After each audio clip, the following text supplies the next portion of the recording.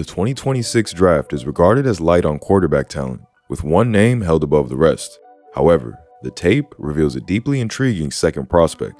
Ty Simpson dazzles you with elite anticipation, outrageous deep dimes, and bravery for the spectacular, all despite being dogged by dodgy design and dozens of drops.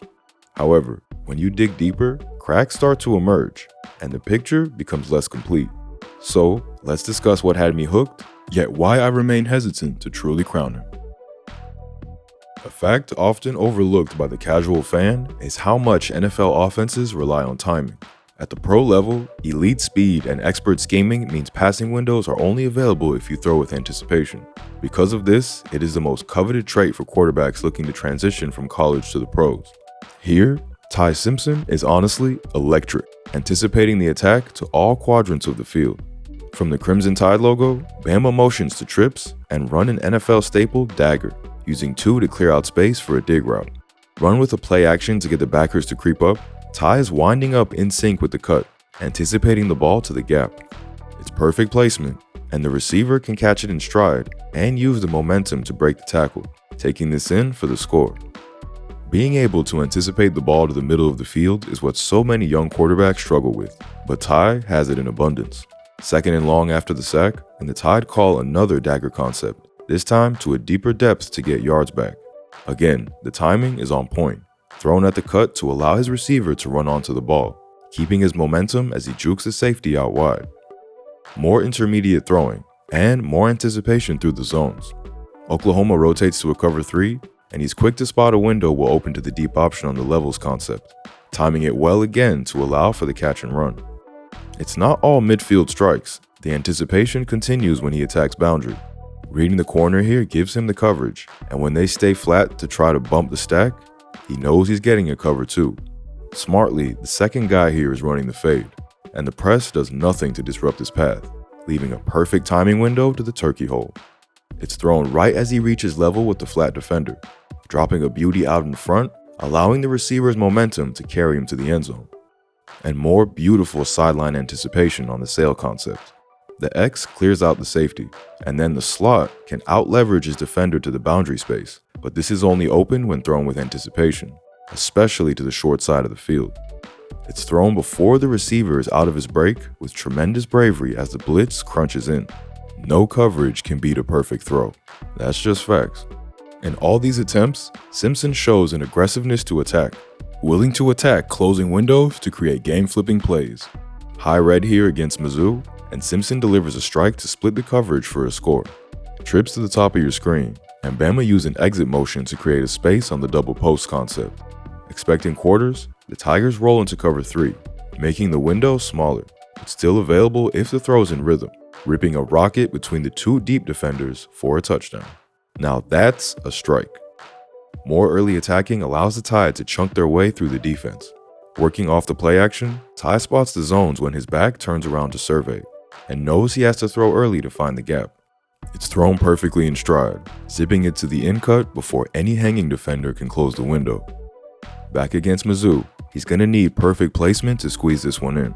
Running the sail concept we looked at earlier, this is against man coverage, meaning the defender is in a better position to carry the corner and close the window. But the line is held up strong, giving Ty a clean platform to launch from, dropping a beauty over the shoulder to where only his man can get it. Pinpoint. And against Tennessee, he'll show great touchability alongside the placement. Bama run the same 4-strong double post lead swing concept we showed Arvell Reese defend in his scouting report. Hint hint, go watch that after this. But Ty chooses to go to the solo option instead. It's up early to not allow the DB to react, sending a rainbow to the sky and over the shoulder of Ryan Williams for the snag. This video is sponsored by PrizePicks. Baseball season is finally here, and the NBA playoffs are right around the corner, and PrizePicks is America's #1 sports picks app. The app is super easy to use. All you have to do is pick more or less on a few player stats, and your lineup is set, and you're on your way to winning cash prizes. PrizePicks is available in over 35 states, including California, Texas, and Florida. Best of all, PrizePicks will give you $50 in lineups when you play your first $5 lineup. Win or lose, you'll get $50 in lineups just for playing.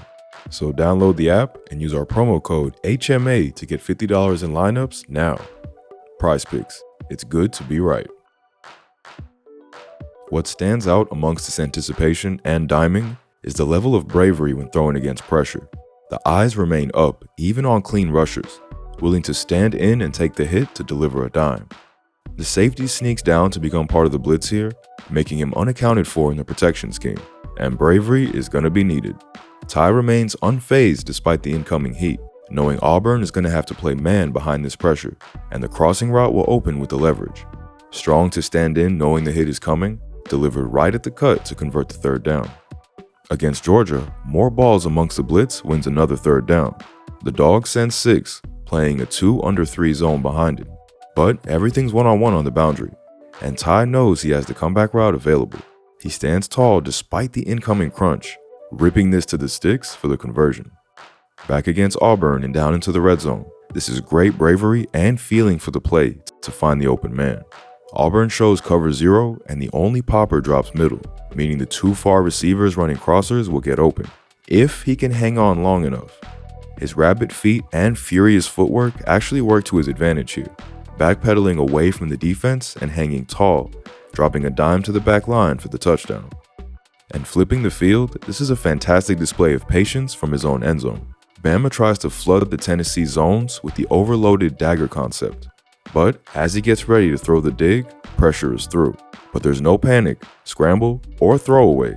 Ty simply works away from the 2 waves of pressure and then checks it down to his tight end, who's got plenty of space for the first. Those who can anticipate are usually good readers of defenses, and Ty is no exception, throwing decisively based on a defender's leverage and spacing. This is really nice work on the mesh concept, checking the back first to look for the mismatch, but spotting its zone, quickly working to the crossing drags, firing fast to 5, knowing he'll sit in the soft spot seeing zone. Here's a nice job to read the defender's leverage and work the spot concept. He reads the deep option smothered by 2 defenders, so rules that out. The corner stays flat to protect the boundary, removing the out route, so he rips it to the hitch. It's a little offline, but a quick throw allows an uncontested snag.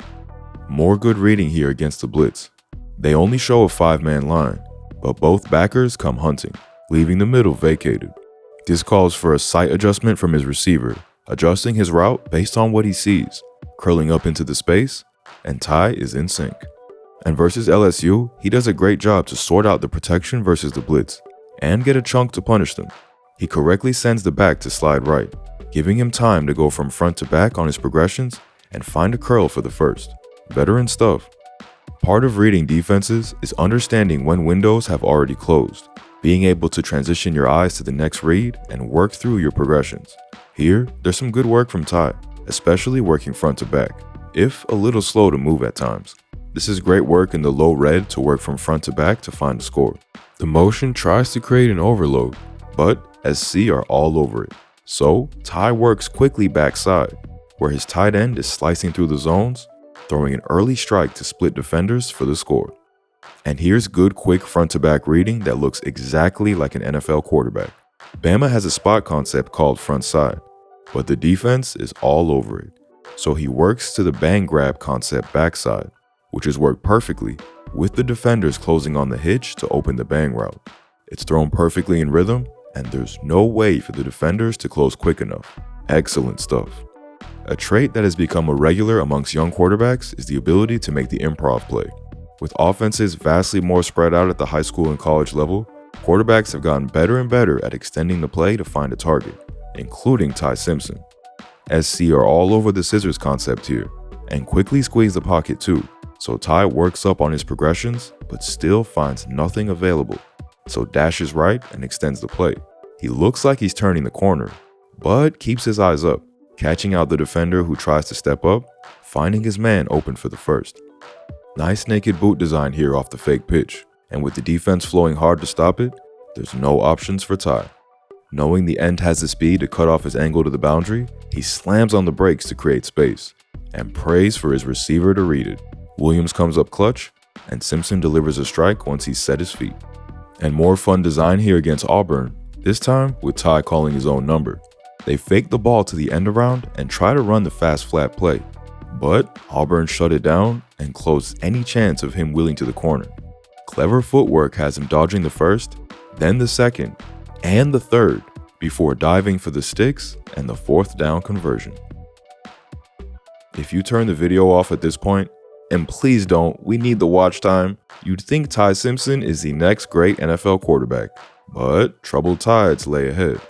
For as often as he would dime the ball to a gap, there was an equal number of reps where the radar looked completely off. Simpson would go through phases where the accuracy could best be described as scattergun, losing feel for placement and often leaving the ball behind his receiver. On the long 3rd down, this is great anticipation on the square out, but he completely loses the location. It's a clean pocket and he's winding up before the cut, but watch the ugly mechanics, as the hip comes through late and this is all thrown with his arm. The timing's good, but the accuracy, poor, and this sails into the sideline. More placement costs them the chance to convert on 4th. Pre-snap, it's pretty easy to read the man coverage and know that the out route will break open to the space. Ty hits the top of his dropback and lets go, but again, the mechanics falter. Arm ahead of his hip, leading to another sailed ball. This one's frustrating because there's really no excuse for this miss. The defense defends well early, and the pressure pushes the pocket, forcing Ty to backpedal and reset. He does a good job to keep his eyes up and spot an open receiver, but the mechanics are once again misaligned and this goes sailing long. And honestly, he's lucky it's not picked. And against Florida State, his accuracy issues lead to a missed touchdown opportunity. Great cut on the post from 11 freezes the safety long enough to open a window, but Simpson never leads the ball, leaving this on his receiver's back shoulder, making the throw too difficult to snag with the lurking defender. And this is the result of too many throws, well timed, but on the back hip of his man. More motion to 4 strong, this time creating a wide open throw to the flat through the traffic. Ty's quick to spot it, but even wide open, there's no lead, forcing his back to pirouette for the tough catch, getting him tackled short of the sticks on 4th. Again, it's affecting a 4th down conversion he should really hit. The goal clears out the boundary and the slot runs an out, and he just needs to lead his man to the space and away from the DB. But the ball's inside and short, leading to an easy breakup. And here's a really blatant show of the problem. Backed up on 3rd, Ryan Grubb calls a drag screen, with a 4 strong side clearing out for the drag from the solo side. Ty needs to deliver a soft ball to allow his man to keep his momentum and run behind his blockers, but it's on the back shoulder again, and this time it's dropped. Another deficiency I noticed was Ty's inability to throw with accuracy on the move. This limited his effectiveness in boot action and sprint concepts, something many OCs and offensive-minded coaches covet in the NFL. Where he sets his feet on these throws, he could slice it, but off-platform often saw these waver. Fake screen into fast flat here, and Ty holds for a second to look for a deeper option, before realizing his back is the only one who can get yards. But look at the placement of the ball, on the back hip forcing his man to lose his momentum, causing him to take a crunching hit.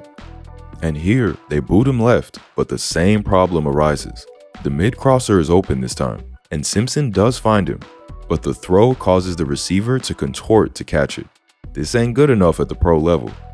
A lot of this comes down to his mechanics, which I know a lot of you will have been flinching at throughout the video. Often misaligned, Simpson's biomechanics don't look very efficient when delivering the football. His footwork and dropback are rushed and fidgety, but we've seen plenty of young guys play through poor bases. What I find more worrying, and what is most likely leading to the scattergun accuracy, is the disconnect between Ty's throwing shoulder and hip. Often, the arm is coming through well before the hip, and it doesn't allow an efficient transfer of momentum, leading to his arm overcompensating and dragging the ball off course. But don't take this criticism as a knock on his arm strength, because when the pocket holds clean and his mechanics line up, he's able to throw the ball 60 plus with ease, and even shows touch on these throws. It's just a shame it's so inconsistent with these mechanics. Moving on from mechanics and into processing, and we touched on it earlier, that although his progression work can be good, his eyes aren't always the quickest between reads. This isn't a game breaker, and definitely something good coaching can clear up, but it'll need to, as NFL DBs will punish a slow reader. This is the correct read versus the Seminoles cover 2, looking to attack the turkey hole space with the sail route. However, he can't wait to confirm it comes open, or the safety can easily close like this and break it up. Throw that late in the NFL, and the safety will pick it off. Back to run his trusty dagger concept, and the read is good, but the throw is too slow. If he throws this out the cut, then he'll find the strike, but he waits to confirm it's open, and that allows the poach defender in the quarters to read it, jumping the late ball and should punish him with the pick, but it's dropped. More late releases targeting that intermediate midfield area, and this time he is punished. Good work from front side to back, but he's again waiting for that intermediate breaker to flash open before winding up, and this Georgia defense closes fast. To add insult to injury, the throw is behind his man again, and he's finally punished with the interception. And this is really slow reading that misses 2 opportunities for the first. He's got a quick chance to the far side, but doesn't like the look for some reason. He works backside where his running back is wide open in the flat, but again, he's far too slow to pull the trigger. By the time he winds up, the back has worked back to the ball, leaving him short of the sticks on the catch, and a good rally holds him there. Another knock I think a lot of modern front offices will have is in Ty's movement. He definitely has the ability and knack to extend a play, but his athleticism isn't going to challenge NFL defenders. Running him at the next level will be a non-factor outside of the occasional goal line fake. There's nothing open here against Mizzou, so he steps up and through the pocket before calling his own number.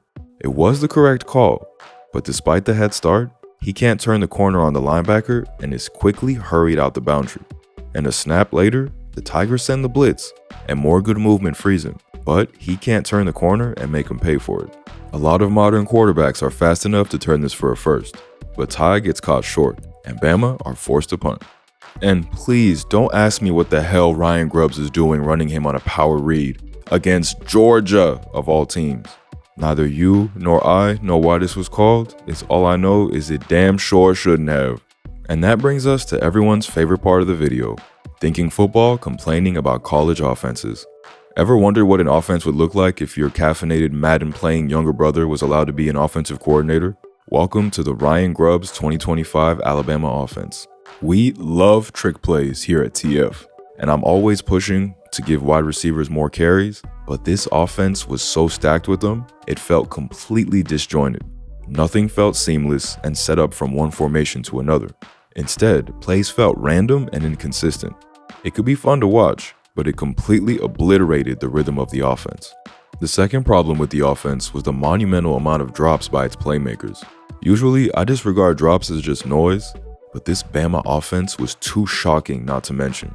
We've been doing draft evaluations for like 7 years on the channel now, and I don't think I've ever seen a team drop more balls than this. And I think it really ate into the evaluation tape for Ty, with many excellent balls that would have flipped the game being completely stone-handed into the turf. Bama probably would have had a couple more wins if these boys could hold on. There's a lot to love about Ty Simpson's game. The anticipation is real, the big plays are there, and he's incredibly brave when the heat ramps up. However, his mechanics clearly hamper his game, and it's hard to recommend a quarterback whose radar is affected by his throwing motion.